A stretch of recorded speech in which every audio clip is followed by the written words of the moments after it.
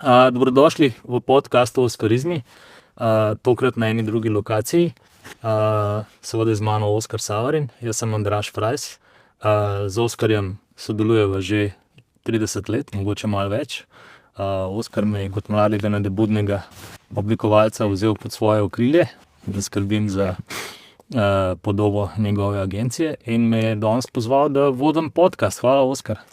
Ja, hvala tebi, Andraž, da si se odzval. Jaz sem pripravil ene par vprašanj, predvsem vezanih na knjigo, čestitke. Knjiga je odlična, uspel sem jo postaviti, kmalu na voljo tudi za nakupe. Bova začela bolj na mehko. Še vedno delaš po 30.000 korakov na dan? Ja, odkar se knjigo pišem, malo manj, ampak poletje sem jih pa še vedno, ja. Okej. Meriš to z uro? Kako veš? Ja, ura mi pokaže, seveda. Okej. Kje hodiš? Povsod. Odvisno, kje, ja. Greš kdaj od tukaj do firme? Seveda, velikokrat zjutraj. Aha. Velikokrat zjutraj, ali pa zvečer popoldne nazaj, ali pa zvečer nazaj. A takrat razmišljaš o projektih, o razvoju, kje imaš takrat? Kaj ti nudi ta hoja? Ker 30.000 korakov, to je 3 urce, ne? No? 5-6 ur, ne. Ja. Ja, seveda, hoja je najboljša za razmišljanje, ne. Okej. A je kje tudi ideja za knjigo nastala med hojo ali? V bistvu ne, ideja pa postala čisto drugje. Okej, dobro. Ja, pravzaprav. 30 let se poznava, Ja. od leta 95. Kako bi zdaj ti kot dedi, Oskar, opisal z distance Oskarja leta 95, takrat, ko si še nisi vedel, da boš dedi? Kakšen je bil Oskar takrat? A bi kaj drugače naredil? To vem, da ne bi, ampak. Ja, ful navdušen nad idejo, cel v stvari, popolnoma prežet s tistim, kar sem počel. Valjda še glede na danes čisti amater, ampak z eno neverjetno energijo pa željo narediti nekaj, kar sem si zamislil, kar bi bilo lahko sopotnikom mojim neka nadgradnja v življenju. To mi je bilo glavno, zato sem pripravljen delati cel dan, to kot danes. Takrat, leta 95, si Ja. že toliko zagnan. Ja, in jaz sem na svojo idejo, in ko sem k tebi prišel, se spomniš, sem imel v glavi sliko, kako naj bi prvi suladezi izgledal. In ti si mi razlagal neka pravila dizajna, pa ne vem, oblikovanja, ne. Ja. Jaz sem te lepo poslušal, potem pa sem rekel, ja, super, Andraž, ampak zdaj pa ni bilo takole, tule v živ rob, tamle noter to bova dala takole, pa še čez eno packo vrgla, ne. Podaril si neka pravila, ampak se je izkazalo za pravilen pristop. Ja, očitno, če danes pogledamo nazaj, je to bilo kar. Mislim, ja, Ja. svoj glav sem bil, ne, imel sem eno svojo idejo in pa sem šel z njo, si bo treba skozi. Okej. Zakaj knjiga? Ja, 30 let sem potoval s potniki in ful veliko spoznaval in to tudi potem vpeljeval v moje potovanja. In pol bi bilo vedno, sem si želel, da bi sopotniki to razumeli. Kakšen je potencial potovanj, ne? Ampak, ko sem to začel spoznavati, je bila stvar precej nerazumljiva, pa tudi sopotnikom so mi poslušali, ampak nekako tudi nisem jaz znal prav tega povedati, da bi tudi razumeli. Hkrati je pa to že dolgo pol teklo v meni, taka želja. In potem se je zgodilo pravzaprav precej nenadoma. Enkrat sem pisal en tekst za en članek. In pa ti članek se je kar razvlekel. In v bistvu šele po 3 dneh, ko je bilo že tistega 15. nisem videl, pišem svojo knjigo. Z osnovnim namenom, ja, da bi vse to spoznali na tak razumljiv način prenesel, da ga lahko prebere vsakdo, ki si to želi, in pa pol tudi nekaj od tega. Okej. To je bil moj glavni razlog. Zdaj je knjiga v glavnem namenjena,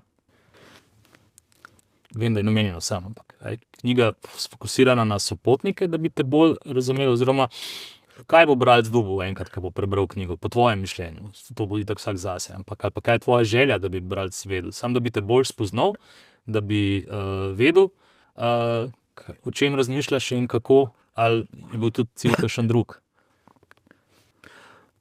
Osnovni namen te knjige je, da bi bralec nekaj odnesel od tega. Zdaj, kako pa to narediti? Če sam narediš nekimi, nasveti ali pa spoznali, je to dolgočasno branje. Zato sem to pač pol obrnil skupaj, da sem dejansko naredil eno zgodbo agencije Oskar in mojih potovanj zaporedno in potem kako so ta spoznanja konkretno nastajala na potovanjih.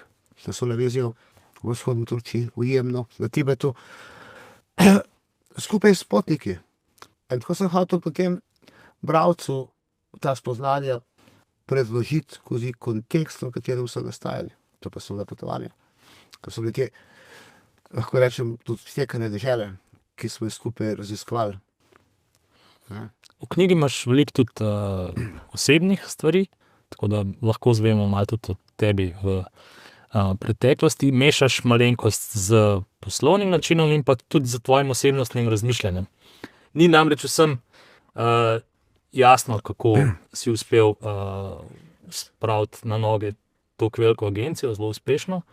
Tvoji prijemi so dostikrat, kot si že prej omenil, malo kontradiktorni, se izkažejo za primerne. Tako da v knjigi razkriješ tudi malenkost te tvoje kontradiktornosti. Ali se tega zavedaš, ali si na to ponosen, ali si pač sam rečeš, tako pač je in tako pač bo, samozavestno? Ja, ta kontradiktornost je zelo lep izraz, ne. Predvsem je vse skupaj izraslo iz mene, ne. In in to je bila moja ideja in tudi moj način, kako jaz to uresničujem. In seveda, ne moreš izločiti avtorja tega, ne. In potem je avtor, ki je stalno prisoten. Jaz sem skušal v tej knjigi biti čim bolj pričevalec in zapisovalec, ne. Zgodb, ki so se resnično dogajale, kot so se dogajale, se pa gotovo skozi to odraža tudi del mojega karakterja in osebnosti, ne. Ja. Ni bil namen, ampak seveda, brez tega pač ne gre, ne. Enkrat si v enem pogovoru mi navrgel misel, da verjetno del tega tudi to, da si levičar, da levičarji razmišljate drugače od ostalih, da imate drugačne stvari, da vam drugače misli potekajo kot ostalemu, da je cel svet narejen za desničarje in da se morajo levičarji temu prilagajati. A misliš, da je to tudi delno vplivalo na to? Gotovo, levičarji imamo čisto drug pogled na svet. Mi nekako, vsaj jaz mislim, vsaj jaz sebe čutim, imamo en tak poudarek na intuiciji, pa nekako nas privlači ta nevidni svet. Pravzaprav je bil to tisti moj glavni motiv, ko sem 30 let nazaj vstopil v ta nevidni svet in ga začel raziskovati. In seveda nisem imel toliko težav s takimi idejami, bolj z realizacijo, ne. Ja.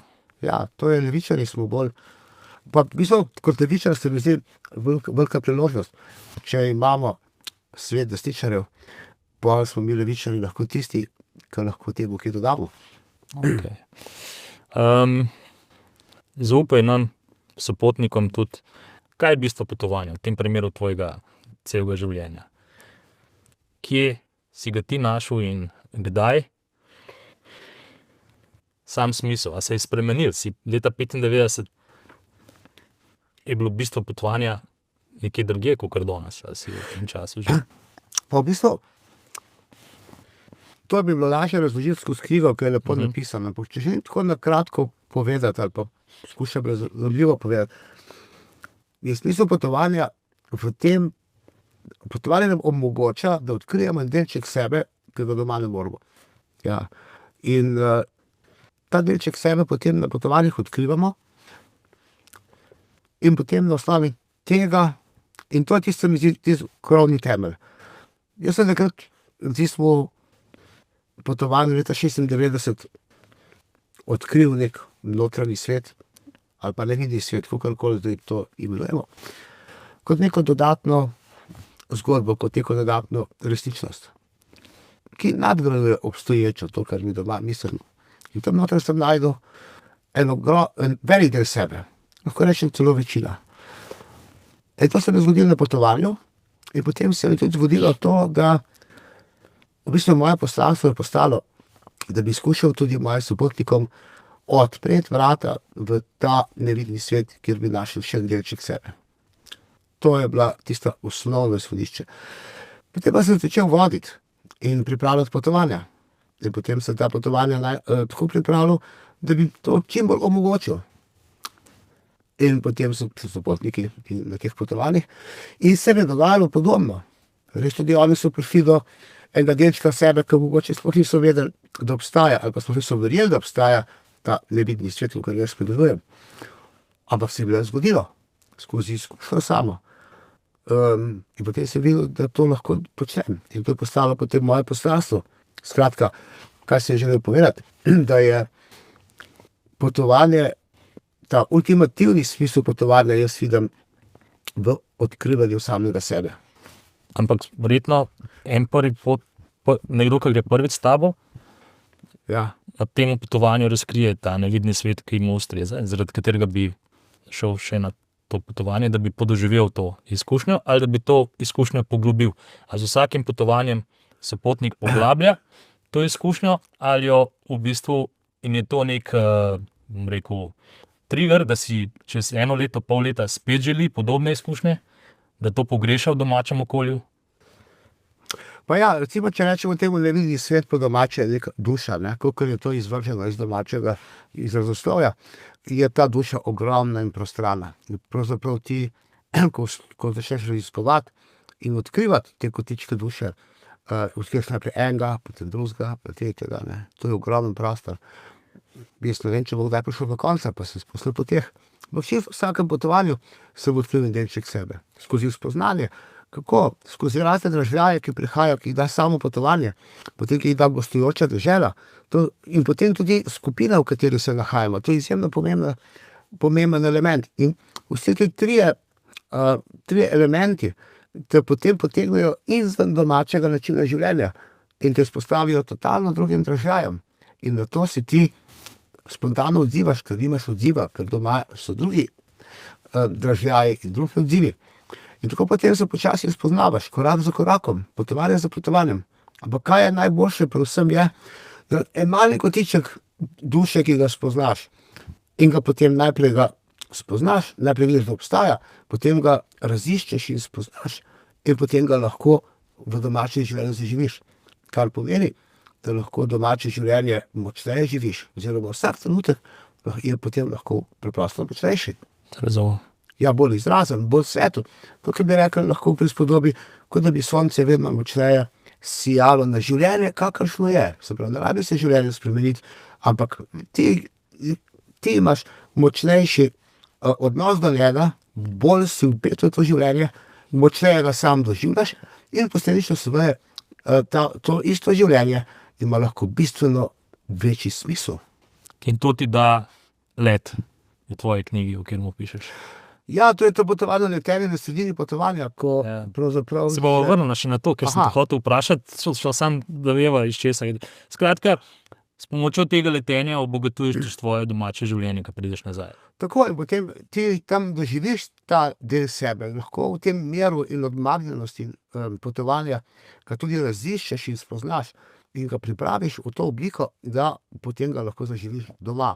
V smislu potovanj torej ni v potovanju samem, da ti sam nekam greš in si tam teden, 2, ampak v tem, da potem tistega sebe, ki si ga na potovanju zaživel, doživel, izkusil, si rečeš, glej, tudi tak sem lahko. Pripeleš domov in z namenom, da ga bo zaživel tudi v domačem življenju. Greva nazaj na knjigo. Kje si jo pisal, kdaj si jo pisal, koliko časa si potreboval, koliko po glavi si zbrisal, pa spet stipkal, a si delal to tukaj doma, a si delal na poti, po noč, čez dan, kdaj ti je uspelo?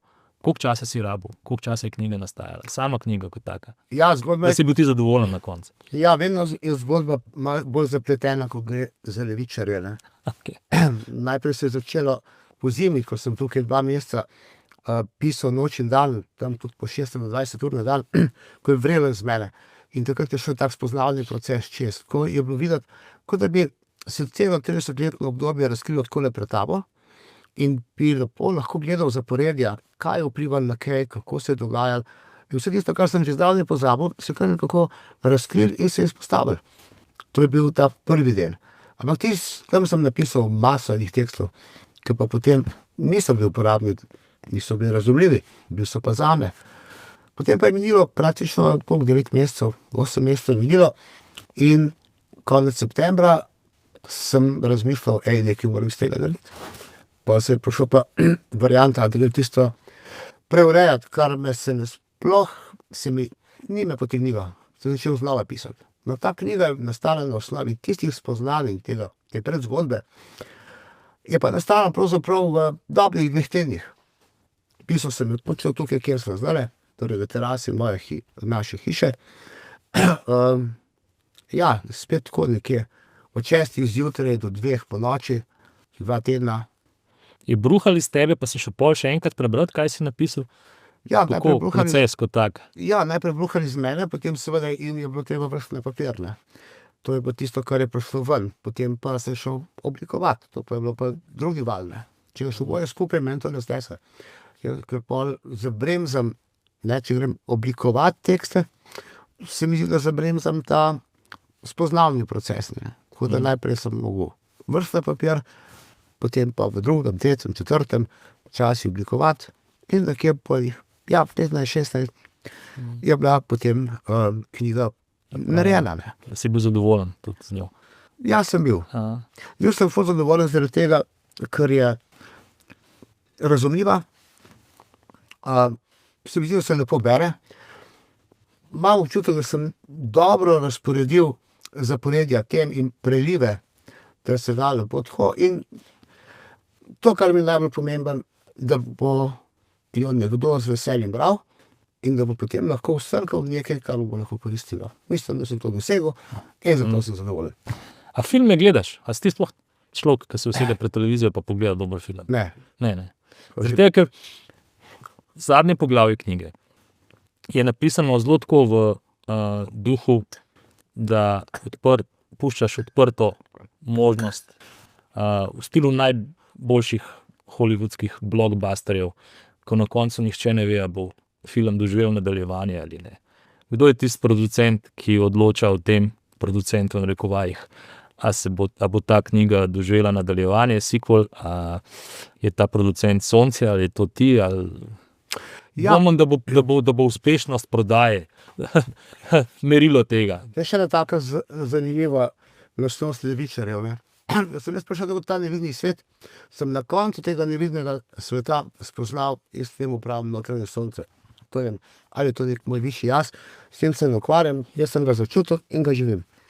In pravzaprav je on tisti, ki mi nekako, veliko tudi vsili kakšne stvari, ki si jih jaz sploh ne bi želel, ampak se potem izkaže vedno boljše, kot če bi jaz nekaj po svoje naredil. Tudi ta knjiga in vse skupaj je nastalo bolj po njegovi volji, kot po moji. In če ima on na mene, da bom še kaj napisal, verjamem, da ima, čutim nekako, je to šele prva zgodba, ker je napisanega zgolj en majhen delček tistega, kar sem napisal takrat, tako pred enim letom. In Sprav materijala je še dovolj. Materijala je neomejeno, ne. V bistvu si se komaj dotaknil stvari, v sami knjigi, poleg Oskarjeve resničnosti notranjega sonca, uporabljaš različne izraze o rdeči, zeleni sferi, oblakih, sencah in tako naprej. Odkje so te izrazi prišli? Saj jih v knjigi tudi potem zelo detaljno razložiš, ampak kje so se pojavili? Ko si začel razmišljati, si jih poimenoval, da si rekel...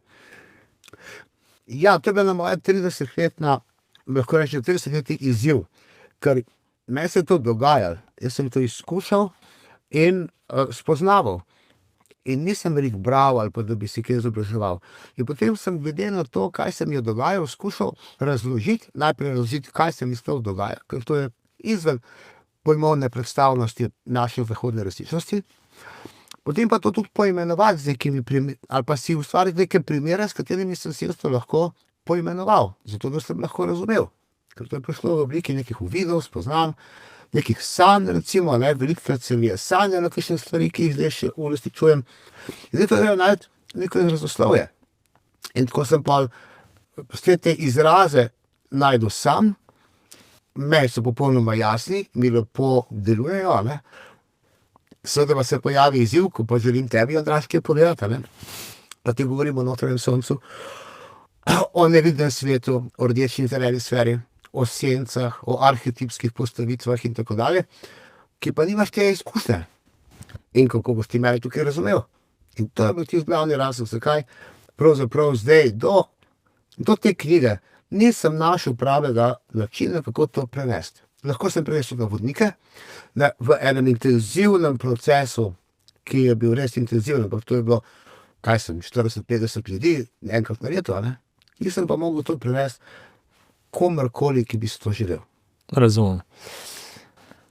Oskar, ti si frontman agencije Oskar. Predstavljaš, bom rekel, za svojo pojavo pa za svojo filozofijo predstavljaš tudi delovanje. A je biti ta frontman težko? Je to breme ali je to prednost? Pač ljudje asociirajo agencijo Oskar za teboj, kot fizično osebo. Ljudje si želijo tebe spoznati, sopotniki, vedeti. Na srečanju sopotnikov sem videl to, bom rekel, navdušenje. Tako, ker te poznam, nisi nek samovšečnež, da bi te to napajal, ne?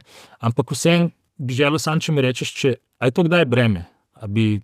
Takrat vem, da se mogoče malo umakneš, ne? Ampak govorim bolj o frontmanu s poslovnega vidika, da ko stopaš v agencijo, seveda s tolikimi zaposlenimi, je to breme, da te pol vsak nekaj sprašuje, pa nekaj pomaga, pa da mogoče te ta težje odločitve vseeno. A je to te prednost, ali te to še vedno žene? A si še kaj utrujen? Ja, v bistvu, spet mi levičarji malo to po svoje naredimo, ne. Mene vleče poslanstvo. Delati to, kar sem prej povedal, da lahko nekomu, sopotniku omogočiš nekaj, da bo tih potovanja potekati nekaj več. In to poslanstvo potem postane prevladujoče. To je tisto, za kar si pripravljen živeti, ali pa recimo tudi umeti in delati. In potem tukaj ni več težko. Ampak to poslanstvo jaz ne bi mogel uresničiti, če bi zdaj samo nekaj filozofiral. Pisal neke knjige, pa nekaj gor in dol. Treba bilo grizem to jabolko. To je bilo precej kislo jabolko, to je bilo tam nekje leta 2000, tam okoli. Ko so se mogli odločiti za podjetje. Če ti sam filozofiraš, to še ni nič, to je se nekaj v zraku. Tako treba se odločiti za podjetje. In potem, ko se odločil za podjetje, sem se srečal z vsemi temi stvarmi, operativo, z vsemi izzivi, konkretnimi, ki vzamejo ogromno časa. In tukaj bi lahko bilo naporno, lahko bilo težko, intenzivno. In če bi samo to bilo, bi bilo tako. Ampak ker pa imam jaz to poslanstvo in bolj to veselje, ker ti uresničuješ svoje poslanstvo, zato pa rabiš tudi to in to in to. In potem mi ni veliko težko 16 ur, 10 ur, 12 ur, včasih pa 20 ur. Ampak kot frontman začel si pač sam, postavil si neka pravila, potem si začel širiti ekipo, stal si frontman, si s tem, ko si širil ekipo, bogatil tudi ta doživetje, si kdaj kot tvoja tista premica je šla malo, pa je zavzela mogoče tudi kakšna mišljenja drugih ljudi, ali si bil vedno zavarovan, to je pot, po kateri gremo in temu se moramo prilagajati. Govorim o tem, da v bistvu si vedno bil ti tisti, ki je rekel, takole bo, takole gremo, vedno bomo peljali v Sirijo ljudi. Ja, jaz sem imel vedno jasno vizijo, to je bilo meni popolno, to mi je bilo jasno, to je moja glavna kvaliteta. In ta vizija, od te nisem odstopil. To je bilo to poslanstvo, o katerem govorim. Seveda pa si znotraj te smerije odprt za vse ostale zgodbe. Ampak seveda moraš zelo paziti, da te ostale zgodbe, zunanje, ki pridejo, in ideje, in neke mišljenje in tako dalje, ne ogrozijo te vizije. Imaš dve vrste, lahko rečemo, zunanjih vplivov. Ene so tiste, ki lahko podprejo vizijo, zato sem vedno zraven. Zakaj? Vse se zunanjost ogromno ve in valjda vse posrkaš, kar je, ne? Vendar pa boš pa pazil, da zavaruješ prostor in vizijo, pred tistimi vplivi zunanjega sveta, ki pa ne podpirajo te vizije. Tako sem, kje bo zdaj to vprašanje, ja, Vezano na frontman, pa koliko se ko pa prilagaja se, ko pa zgodba. se je začela agencija širiti, je to bila zame en velik privilegij, ker s tem širitvijo agencije je rasla potreba po mojem dojemanju, razumevanju organizacijskih znanj. Potem delo z ljudmi, razporejanje, organizacija. To so bile vse stvari, ki sem jih jaz nekje S tem že imel izkušnje. Ne? imel že nekaj izkušnje, ampak zdaj je šlo tukaj zares, ne? Tukaj kar naenkrat raste ekipa. Najprej nas je bilo 4, pa nas je bilo 8, pa nas je bilo 15, je pa nas je 54. In pravzaprav je to tak privilegij, kot te preprosto razširja čez vse in te postavlja vedno, te poriva v neke nove izzive. Tako bi rekel, ko si enkrat pripravljen na prejšnji, ko si nekaj osvojil, se pojavi nov izziv in te pelje naprej. In ti pomaga, te pravzaprav se osebnostno razvijaš, čistiš, ne, in celostno napreduješ. V knjigi, glede te širitve, absolutno vodniška šola je postala, bom rekel, en od bistvenih razlogov te širitve, potreba po kvalitetnih in sposobnih vodnikih, ki bi ustrezali tej tvoji filozofiji. Vodniška šola je ena od tvojih posebnosti, avtorsko delo. Slišal sem, da si blazno dober in sposoben v tem, da izmed vseh udeležencev hitro najdeš, kdo je krem de la krem material in da zelo hitro vidiš, kdo bo dober vodnik. Koliko časa rabiš 1-na-1 pogovora z nekom v vodniški šoli, da rečeš, tale je pa dober, tale je pa delal v tej smeri, kjer je bi jaz želel in iz njega narediti vsega. Pa v bistvu, mi ne veš, respekt imamo malo drugače, ker si me ti vprašal. Okay. Pravzaprav je vodnik je v vsakem človeku. Vprašanje je samo, koliko ima nekih ovir na poti do vodnika. In ključna stvar pri vsakem novincu, ki pride, se mi zdi, da si želi postati vodnik. In če se on to želi, bo naredil tisto, kar je potrebno, da bo do tega šel. Sedaj pa vprašanje, ali bo to naredil ali pa ne. Ampak že, če si želi, bo začel delati na tem in od začetka jaz ne morem predvideti, lahko te čutim v nekomu, da Potencial. bi lahko, ampak glavnina je, da bo on naredil tisto, kar je treba. In če naredi, in se močke zasvetijo, in se prečisti, in se poveže s tem nevidnim svetom, da sem prej govoril, lahko postane tudi nekdo, ki je na začetku videti človek, ki bi mu rekel, človek, ti bi si želel voditi, mogoče človek celo je vse, ali pa ne zna povedati 5 besed, ko pride na razgovor. Potem pa skozi vodniško šolo spregovori, zasije, zažari in lahko postane vrhunski vodnik. Tako da nisem jaz tisti, ki sodim, dam možnosti, sem mentor vsem tem mladim ljudem. Povem jim, kako naj delajo, da bodo prišli. In potem se pustim presenetiti. Okay. Po domačem delu je že predvsem bolj razvidno. Zdaj vodniška šola je včasih za zunanji svet, ne, mogoče mišljena kot zelo kontradiktorno poslovno gledano in mogoče eno od tvojih norosti. A je mogoče trik vodniške šole, da pa res pridobiš najboljše od najboljšega, ki je šel čez neko tvojo iniciacijo in tako naprej. Ja, gotovo je to je prvi tudi cilj, ne, na koncu. Vendar pa vodniška šola gre v dveh smerih. Eno gre v osebnostnem razvoju in druga gre v, lahko rečemo, profesionalnem razvoju.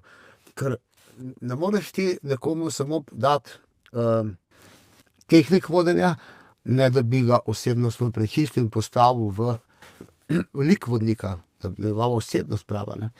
In tukaj tisti, ki pride čez osebnostni prak in da postane po svojih osebnostnih lastnostih vodja, se bo vedno naučil potem tudi teh tehnik vodenja. Ne. To pa se ne da predvideti.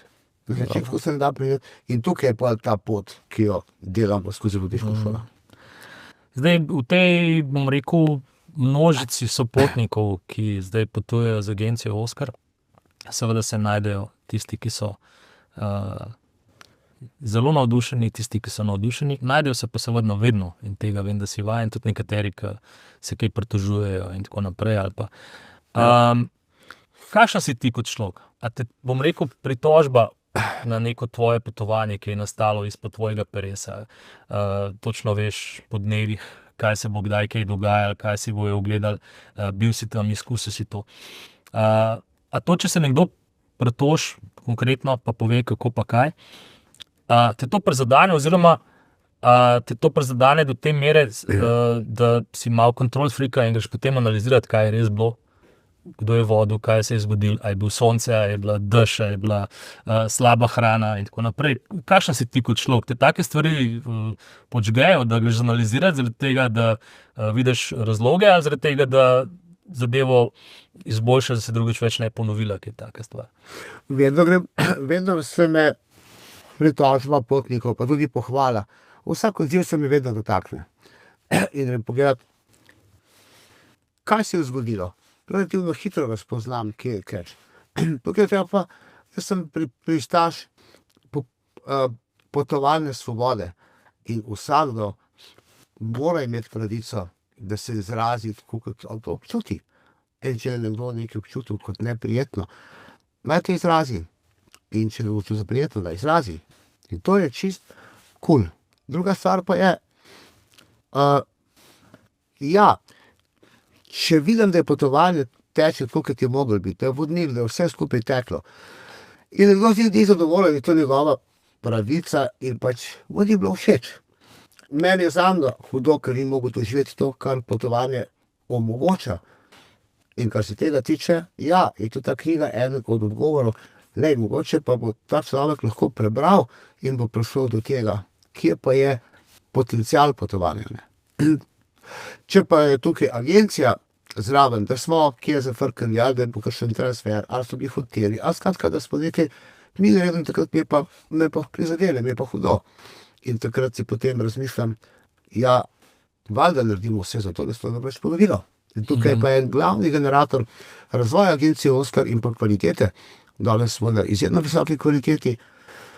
Prav zaradi tega, ker praktično čisto vsak primer, vsak odziv analiziramo. Bitno, kje je, kako bi lahko to izboljšali. Nikoli pa se ne smemo dotakniti potnikovega odziva, ki pa ima pravico pač nezadovoljena, ne. Recimo, zdaj smo bili v puščavi. Pač vsi so bili navdušeni nad to puščavo. Ampak lahko pa nekdo ne bi bil. Vse je teklo po programu, vsi so dobili tisto, kar so plačali, vodenje je bilo korektno, puščava je bila v redu, Egipt je bil tak, kot je bil, hoteli so bili taki, hrana, vse je bilo.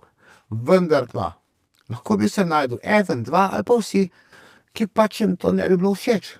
Vedno, ko gre človek nekam na potovanje, prinese s sabo neka pričakovanja. In ta pričakovanja se ustvarja doma. Recimo, če bi šel ti v puščavo, pa a si že bil, nisi še bil, kakšne pričakovanja si lahko vzpostaviš? Vsi bolj nerealnih. Ko ti prideš v to puščavo, pa se srečaš neposredno z vsemi izzivi te puščave. In zdaj, če te bom jaz upelo in ti uspel, te preseš, da boš ti videl tisto, kar ti ponuja, si zmagal.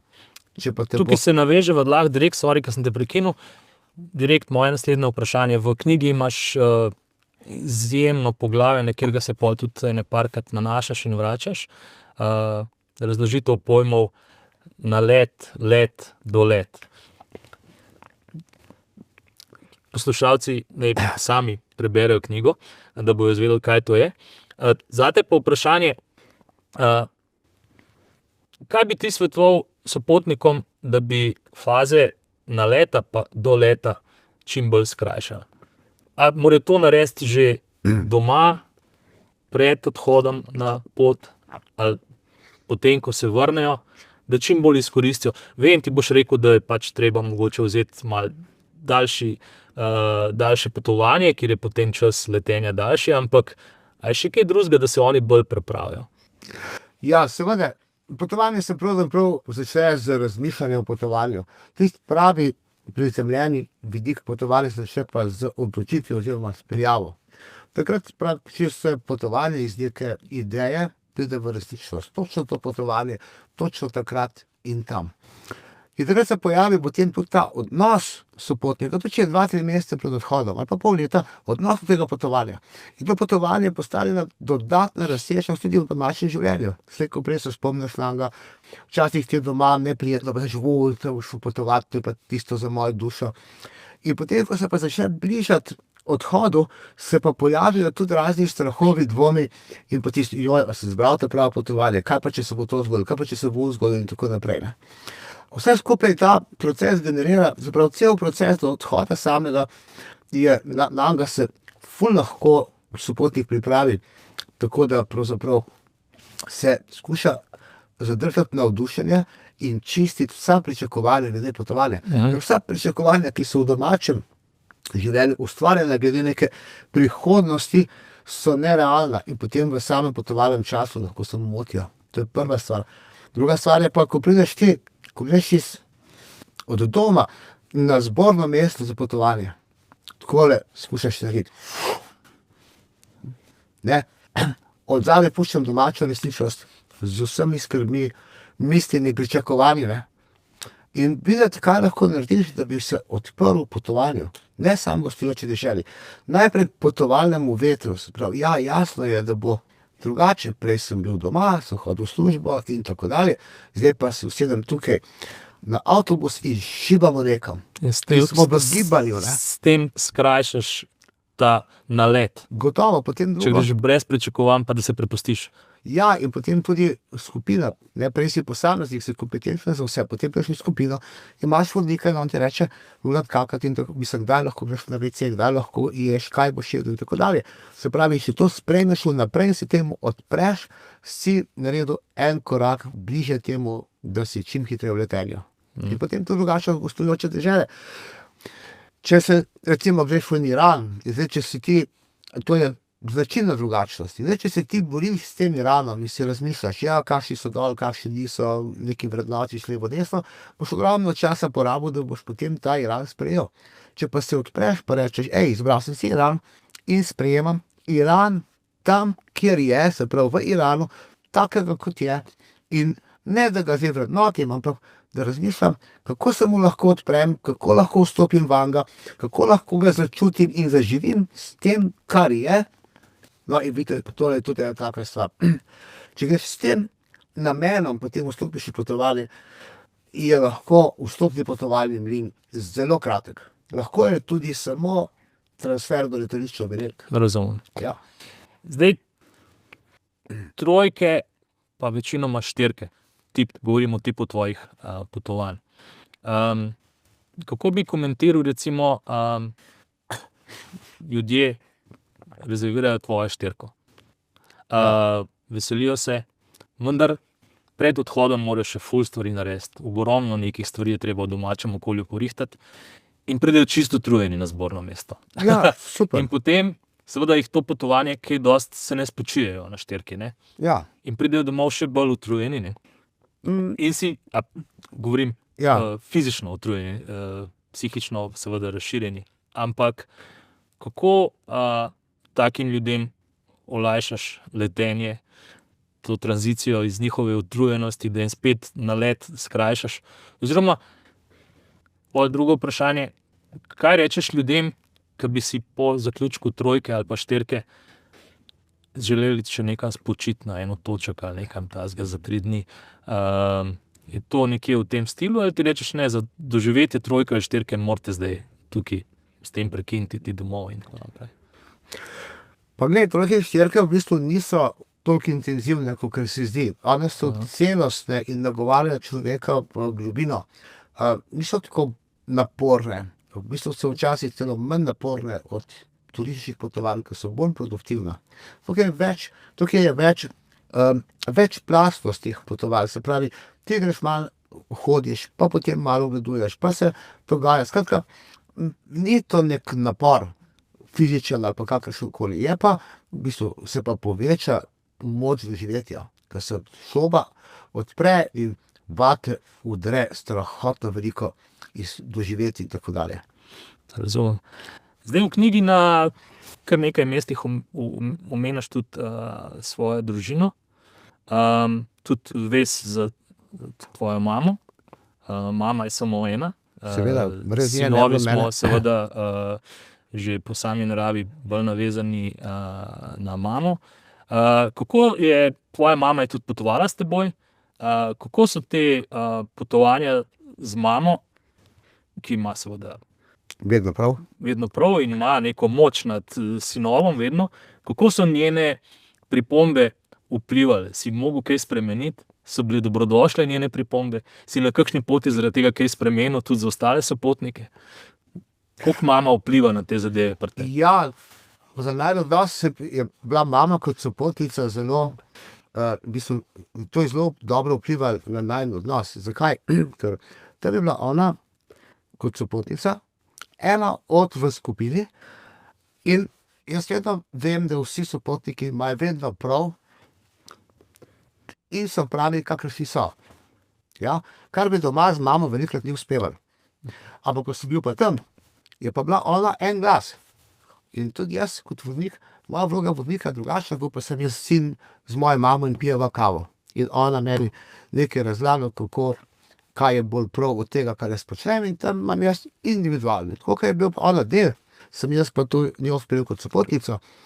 In vsa ta njena komentarji, so potem bili bolj, lahko rečemo, zame objektivni kot enega od sopotnikov. In tudi ona se mi zdi se ful sprostila.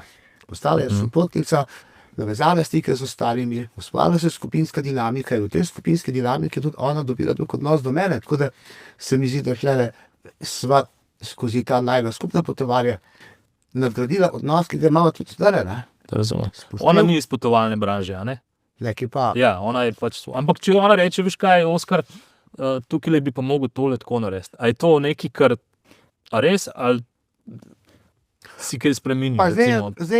zdaj, ne, Ja. je to tako, kot če imaš sopotnik reče, glej, jaz pa mislim, da mi to potovanje pač tukaj mogel tako narediti, ne. In jaz rečem, ja, zakaj pa ne.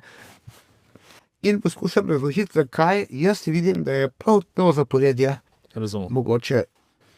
Sprav so njeni komentarji zanačili za komentarji sopotnikov.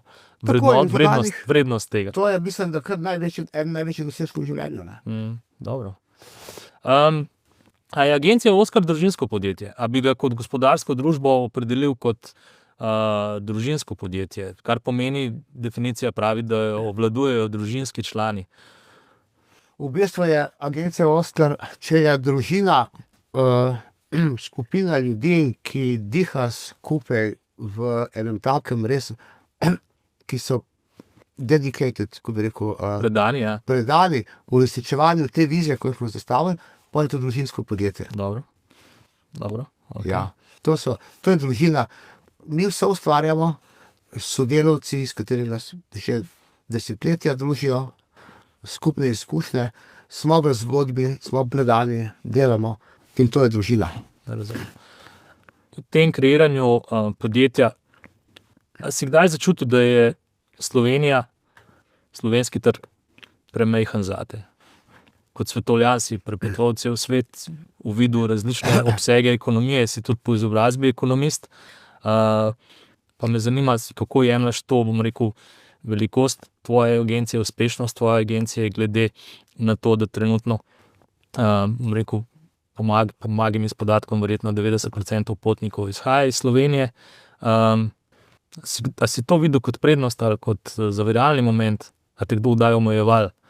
Pa jaz se nikoli nisem s trgom ukvarjal. Mene je zanimal sopotnik in njegovo doživljanje na potovanjih. Jaz nisem nikoli si predstavljal, da ta agencija tako velika ratela. Meni je čisto vseeno, če bi nas bilo zdaj 10 ali pa nas je 55 ali pa skupaj z vodniki pa 160, a ne. V bistvu vse skupaj nastajalo spontano. Bil je interes in mi smo delali. In potem smo se razširjali. In iz tega vidika lahko rečem, da je Slovenija popolnoma dovolj velika, oziroma je tukaj še 99% možnosti, če imamo letos 20,000 potnikov, ne, pa je 2 milijona, se mi zdi, da je to njih 1%, se pravi potencial je še 99%. Jaz sem čisto zadovoljen. Dobro. Vsak je potencial, da lahko na potovanju potegne nekaj več. Dejstvo je, razmišljal sem o tem, tvoje potovanja so res do potankosti izdelana, premišljena, kvalitetna. Če si kdaj rekel, ja, škoda, ker tega ne doživijo tudi, bomo rekel, ostali narodi. In da je tukaj mogoče v tebi neko živco spodbudil, da bi se pa agencija Oskar razširila. Ja, se je, samo težko je to znotraj, ne. Človek ima 24 ur in v bistvu tule bi bilo, mogoče še do zdaj ni bilo pripravljeno za to. Zdaj pa mislim, da se nekako dozorevamo in čisto možno bi bilo zdaj naprej razmišljati še o čem drugem. Ampak to bi moglo nekje samo pasti, ne da se mi zdaj nekaj trudimo, vlagamo cel kup časa. Najbolj važno je, da mi to delamo zdaj naprej, da gremo da uresničujemo to vizijo, cilj, zastavo. Zdaj, avtomatsko, organsko se agencija Oskar in število potnikov širi, brez nekega našega hudega napora. In če bo kdo prišel, ne vem, iz Hrvaške, iz kjerkoli, pa bo rekel, jaz bi pa rad to počel, pa reče, ok, zakaj pa ne. Okay. Kako si se pa prepričal, da si iz te popotniške usmerjenosti agencije začel recimo širiti tudi portfelj ponudbe storitev agencije, recimo, ne vem, za vikend city trip potovanje z porokami in tako naprej. Kaj te je napeljalo do tega? Sodelavci ali si ti začutil, da bi bilo dobro tudi tukaj? Pa v bistvu so bile tukaj ene sanje. To je bilo, mislim, da tam nekje 2, 3, 2, 4. Fora je bila potem, da prej smo delali take odštekane zgodbe, Jemen, Tibet, te res vrhovne svetovne avanture, potovanje v neznano, vse to, kar je sicer ustvarjalo res krvoločno sfero potovalnih moči, doživeti, izkušenj in tega potovalnega bogastva neomejeno. Ampak kaj se je začelo dogajati? Za neke omejene sopotnike. In potem se je začelo dogajati, da smo mi začeli počasi razmišljati, da zato, ker se vse to, ker se nam to dogaja, kot da bi bili nekaj več.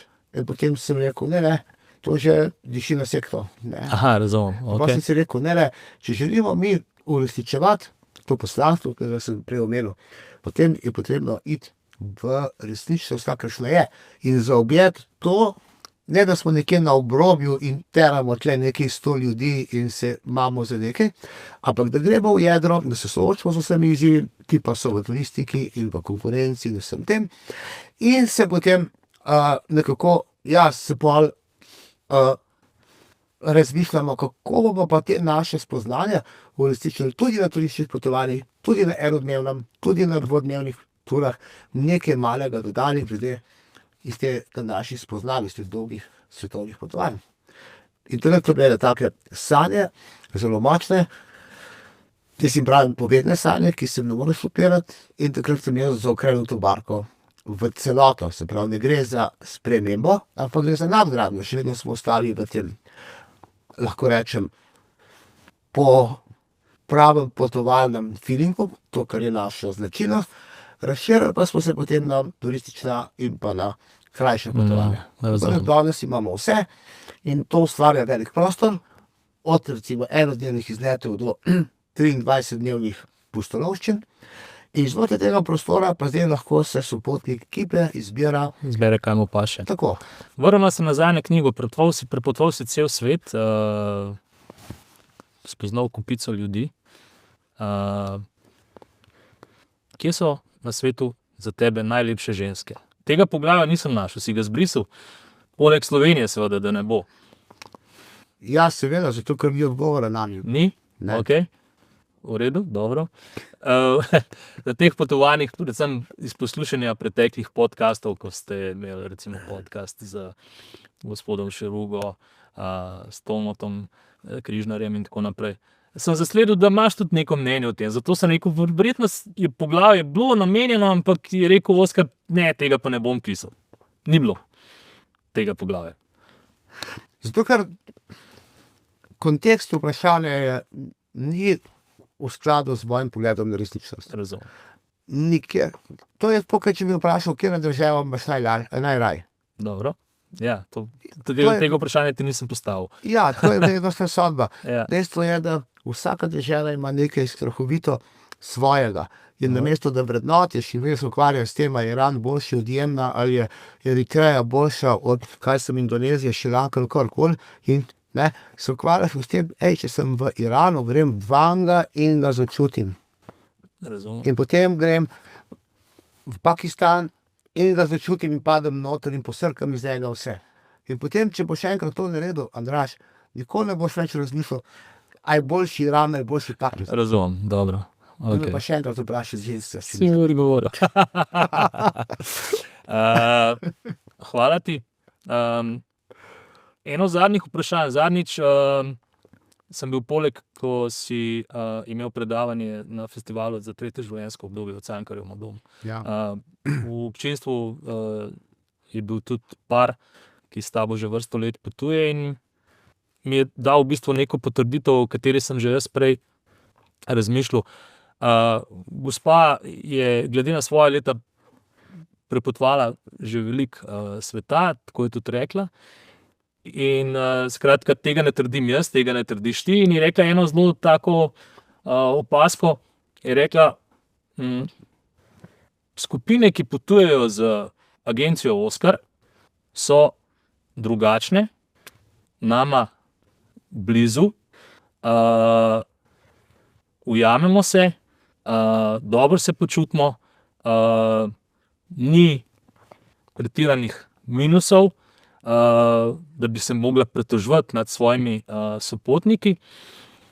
Pa sem se potem zamislil, da sem rekel, da te bom to na koncu najnega pogovora vprašal, kaj naredi tako skupino, da tudi sopotniki pravijo, da se pa v taki skupini ali pa več skupinah, na več potovanjih počutijo bolje, kakor pa če bi potovali s kakšno drugo skupino in tako naprej. Kaj dela to razliko? A je to samo potovanje, a je to vodnik, ki je šel skozi tvojo vodniško šolo, a je to naštudirana zadeva, ali je to spontanost? Oboje. Gotovo je potovanje, če potovanje človeku prijazno narejeno, potem slediš sopotnikovo doživljanje in to olajša njegovo zgodbo sproščanja. Če se sopotnik sprošča, potem se lažje povezuje z ostalimi in potem skupinska dinamika pade kot posledica. Druga stvar je pa vodnik. Vodnik je tukaj ključ.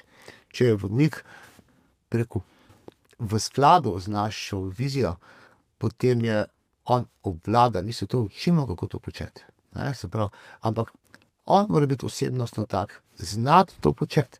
In potem se to vedno zgodi. Vse na koncu so vsi sopotniki, si ful želijo biti v odprti, prijetni, sproščeni skupini, kjer je vsakdo vključen tak, kot je, in sprijet tak, kot je, in je lahko vključen, da lahko sodeluje. In zdaj, vodnik je pa tisti, ki odpre tako širok prostor, da se vsakdo v tej skupini lahko uresničuje, in potem je skupina nadgradnja posameznika, ne drugačnost ali pa spremenjenost. In treba je omogočiti to, da se ljudje, da se sopotniki sprostijo, razbremenijo. In potem prihajajo te skupinske dinamike. In seveda, ko enkrat pride do te močne dinamike, je pa vodnik tisti, ki jo samo lepo neguje, spremlja, vzpodbuja in gre lahko potovanje v nedogled. In potem postaja tudi skupinska dinamika vedno pomembnejši element potovanja. Se pravi, vsebina potovanja in vodenje ključ do tega, da so te skupine homogena, da je dinamika usklajena in da se ljudje dobro počutijo vaši sopotniki. Ključni element potovanja ni gostujoča dežela. In tudi ni pravzaprav vodnik in tudi ne program potovanja, ampak je sopotnik in skupina. Zakaj? Če si ti, Andraž, kot sopotnik in si vkrožen za eno skupino in zdaj ti se dobro počutiš in kot se ti počutiš, tako boš doživljal in potovanje in gostujočo deželo in vodnika in vse ostalo. In če si ti v tej skupini, ki si skozi v njej, da počutiš dobro in se bo zaprl, potem se ne moreš ničemu odpreti.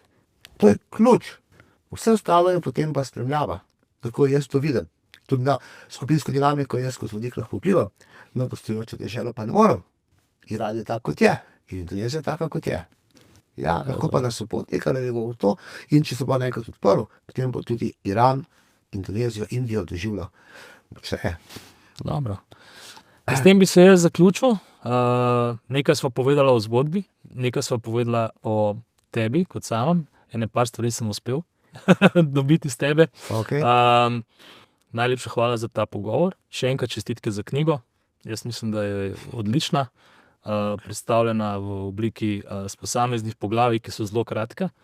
Meni je všeč zaradi tega, ker ni potrebe, da bi jo prebral v šusu. Lahko jo tudi malo na nočni misli in jo vsak večer odprem, pa si preberem samo kakšno stran in iz tega malenkost se kaj naučim ali pa podučim. Hvala za ta pogovor.